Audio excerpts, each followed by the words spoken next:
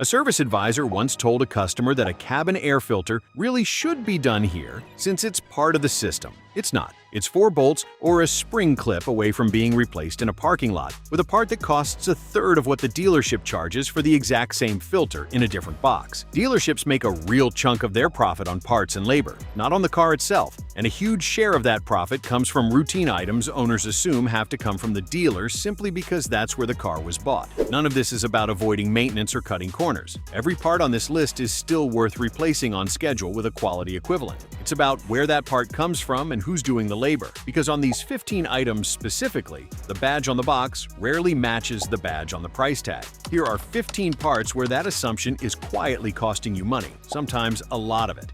Part number 1. Cabin air filter. Scenario: the air blowing through your vents starts smelling faintly musty, or a service reminder pops up mentioning cabin air quality. Problem: most owners bring the car straight to the dealership, assuming the filter is some proprietary part only they stock, when in reality it's a standard-sized pleated filter used across dozens of vehicle brands. Consequence: a filter that costs $10 to $15 at any auto parts store gets marked up to $50 or $60 once labor is added for a job that takes less than 5 minutes. And that gap repeats every single time the filter comes due again. Fix: look up the cabin filter location for your specific model, usually behind the glove box. Buy the equivalent filter from a parts store and swap it yourself without a single tool in most cases. The whole job typically takes less time than it took to read this paragraph, and it's the first thing worth checking before the second item on this list, which is the filter's slightly less accessible cousin under the hood. Part number 2. Engine air filter. Scenario: your Hyundai hits a scheduled maintenance interval, and the multi-point inspection sheet flags the engine air filter as dirty. Problem: it's an easy upsell because the filter sits right under the hood in plain sight, making it feel urgent even when it's only mildly dusty, and most owners have never actually looked at their own filter to have a baseline for comparison. Consequence: paying dealership rates for a filter, and 5 minutes of labor when the part itself is inexpensive almost everywhere else, on a job most owners could genuinely do themselves in under a minute once they've seen it done once. Fix: pop the hood, locate the airbox clips, and replace the filter yourself with a store-bought equivalent. It's one of the simplest maintenance items on the entire car. Hold the old filter up to a light before you buy a replacement. If you can still see light through most of it, it may genuinely have another interval left in it, which is worth knowing before you agree to anything at the counter. Part number 3. Wiper blades. Scenario: your wipers start streaking or chattering across the windshield during the first real rain of the season, usually at the worst possible moment on the highway. Problem: dealerships often quote wiper blade replacement at 2 to 3 times retail, partly because they stock a limited premium brand and partly because it's framed as a quick add-on during a service visit. Consequence: paying a large markup for a part that wears out on a predictable schedule anyway. Fix: measure your factory blade length, buy a comparable set from any auto parts retailer, and clip them on yourself in under 2 minutes per side. Most auto parts stores will even install them for free at the counter if you'd rather not do it in the parking lot yourself, which removes any excuse to pay dealership labor for a job that takes less time than checking out. Part number 4. Brake pads. Scenario: you start hearing a light squeal when braking, or a dashboard alert flags pad wear, and safety naturally makes you want to get it handled quickly. Problem: dealership brake jobs often bundle pads with rotors and premium labor rates, even when only pads need replacing. Consequence: a brake job that could cost well under $200 at an independent shop or in a driveway balloons into a much larger bill, especially once you're told all 4 pads and both front rotors need attention at once. Fix: get a second quote from an independent mechanic, or if you're comfortable with basic tools, replace pads yourself using OEM equivalent parts rated for your exact trim and brake caliper design. Ask for the old pads back after any service, dealership or otherwise. The remaining thickness tells you honestly whether the replacement was actually necessary or simply scheduled a little early. Part number 5. Brake rotors.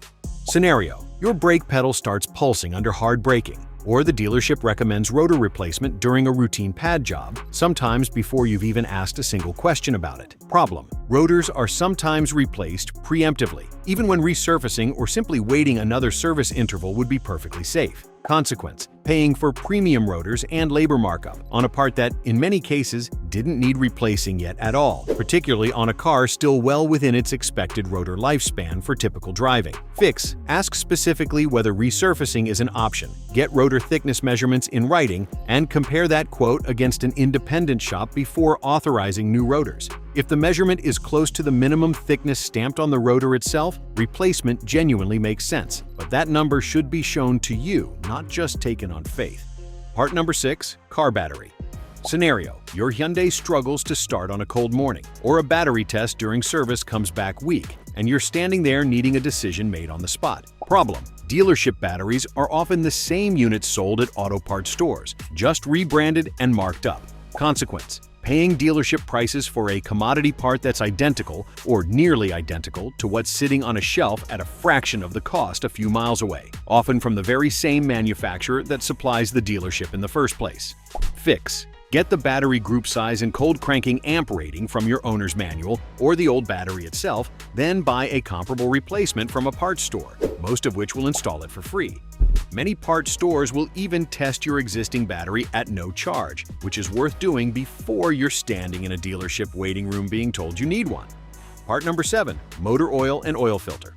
Scenario: it's time for your scheduled oil change, and the dealership quotes synthetic oil pricing well above what you'd expect for what is, mechanically speaking, a routine fluid swap. Problem: dealership oil changes often use premium branded oil at retail markup plus a service fee, even when your engine doesn't strictly require that specific brand. Consequence: paying 2 to 3 times what an oil change costs elsewhere for functionally the same protection. Fix: confirm the oil weight and specification required by your engine. Then use a quick lube shop, independent mechanic, or do-it-yourself with off-the-shelf oil and a filter that meets the same specification. Keep every receipt regardless of where the work is done, since maintaining the required service intervals, not the location of the service, is what actually protects a warranty claim down the road. Part number 8. Spark plugs. Scenario: your Hyundai starts idling roughly, or the check engine light flags a misfire code around the manufacturer's recommended plug replacement interval, and the quote comes back higher than you remember from your last vehicle. Problem: spark plug replacement is often quoted with a heavy labor charge on top of parts, even on engines where access is straightforward. Consequence: a job that might take under an hour gets billed at a rate that assumes significant disassembly, even on engines where the plugs sit right on top and take only a socket extension to reach. Fix: check how accessible the plugs are on your specific engine. Get a labor-only quote from an independent shop if you'd rather not do it yourself, and buy the correct plug type in advance to avoid upsells to a more expensive tier. Iridium plugs are worth the small extra cost over standard ones for the longer interval, but that's a decision you can make on your own without paying a markup for someone else to make it for you. Part number 9. Serpentine belt. Scenario: you hear a faint squeal from under the hood on startup, or the belt shows visible cracking during an inspection, and the write-up suddenly includes several more line items than you expected. Problem: dealerships sometimes bundle belt replacement with a tensioner and pulley kit, even when only the belt itself shows wear. Consequence: paying for parts that may not need replacing yet, on top of dealership labor rates for a job many independent shops handle for considerably less, sometimes in the time it takes to wait in the dealership lounge. Fix: ask for photos of the actual wear on the tensioner and pulleys before authorizing extra parts, and get a comparison quote from an independent shop that specializes in belt and hose work. A visual inspection for cracking or glazing takes a technician 30 seconds with a flashlight, so there's no reason that evidence shouldn't be shown to you before you approve anything beyond the belt itself. Part number 10. Floor mats and cargo liners.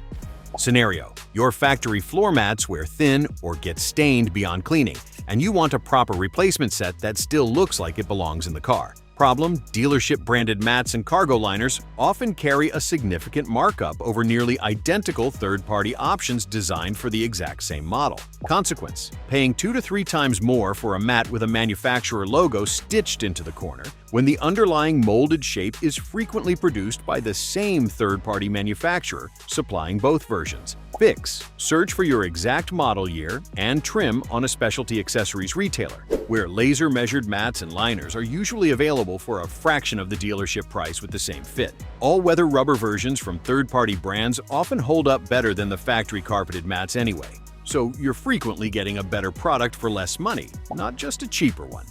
Part number 11. Headlight and taillight bulbs. Scenario: one of your headlights or taillights burns out and a warning light appears on the dash, usually noticed by a stranger flashing their brights at you before you notice it yourself. Problem: dealerships often charge a premium for both the bulb itself and the labor to access it, even on bulbs that take a couple of minutes to swap. Consequence: a $5 bulb turning into a $50 repair bill once labor is added.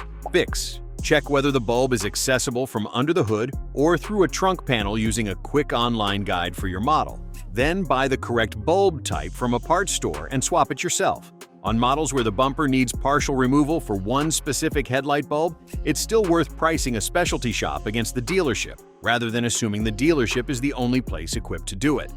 Part number 12. Key fob battery. Scenario: your key fob's range starts shrinking, or the car warns you the battery is low, and you're not sure whether that's a real electronics issue or something trivial. Problem: some dealerships charge a service fee just to swap what is genuinely a $2 watch battery, framing it as a specialized job. Consequence: paying $20 or $30 for a battery replacement that takes under a minute with the right small screwdriver, essentially a service charge for something that requires no real skill at all. Fix: look up your fob's battery type, usually a small coin cell, pop the fob open using the release tab, and swap the battery yourself. Most electronics and hardware stores carry the exact coin cell for a couple of dollars, and the whole swap takes less time than finding parking at the dealership in the first place. Part number 13. Touch-up paint. Scenario: a small stone chip or door edge scratch shows up, and you want to stop it from rusting before the next wash exposes bare metal further. Problem: dealership touch-up paint pens are often priced at a steep markup over identical color-matched paint sold directly by paint manufacturers using the same factory color code. Consequence: paying significantly more for paint that comes from the same formula, just packaged with a dealership label and a smaller quantity than what you'd get from a dedicated paint supplier. Fix: find your exact paint color code, usually on a sticker in the door jamb or under the hood, and order touch-up paint directly from a specialty automotive paint supplier. A small chip caught early with the right color match costs almost nothing to fix properly and prevents a much larger, much more expensive rust repair a couple of years down the road. Part number 14. Roof rack crossbars and accessories. Scenario: you want to add a roof rack for bikes, cargo, or a rooftop box, and the dealership accessories catalog is the first place that comes to mind. Problem: dealership branded crossbars and accessories are often the exact same product manufactured by a third-party supplier, just sold with a Hyundai badge and a higher price tag. Consequence: paying a substantial premium for hardware that fits your exact roof rail system regardless of which badge is stamped on it. Fix: search for your model's factory-fit crossbar system by the underlying manufacturer's part number, which is often available through outdoor gear retailers for considerably less. Outdoor gear retailers also tend to carry a wider range of attachments, from bike mounts to cargo boxes, than the limited catalog typically offered through a dealership's accessories counter. Part number 15. Remote start installation kits. Scenario: you want remote start added to a trim that didn't come with it from the factory, and the dealership finance office mentions it as an easy add-on before you leave with the car. Problem: dealership-installed remote start systems are frequently priced well above what a specialized mobile electronics installer charges for the same functionality using a comparable kit. Consequence: paying dealership overhead on top of parts that aren't proprietary to begin with, sometimes for an installation that takes an experienced installer less than an hour to complete correctly. Fix: get quotes from a couple of local mobile electronics or remote start specialty shops before booking anything through the dealership, and confirm the kit being used is compatible with your specific trim's factory wiring so it doesn't interfere with your factory alarm or immobilizer system. A reputable installer will usually offer a warranty on both the parts and the labor, which closes most of the gap in peace of mind that the dealership price was covering in the first place. The bottom line: add up the markups across all 15 of these, and the gap between dealership pricing and doing it yourself or using an independent shop can easily stretch into the hundreds of dollars a year. None of this means the dealership is doing anything dishonest. Convenience and warranty peace of mind are worth something to plenty of owners, and that's a legitimate reason to pay more. Some owners will happily trade a little extra cost for not having to think about any of this, and that's a perfectly reasonable choice too. But if you're trying to keep ownership costs down, these 15 items are the ones worth pricing out elsewhere first. before you ever assume the dealership is your only option. Keep a running list of what each one actually costs you outside the dealership, and the next time a service advisor mentions any of them, you'll already know whether the quote in front of you is fair or just familiar.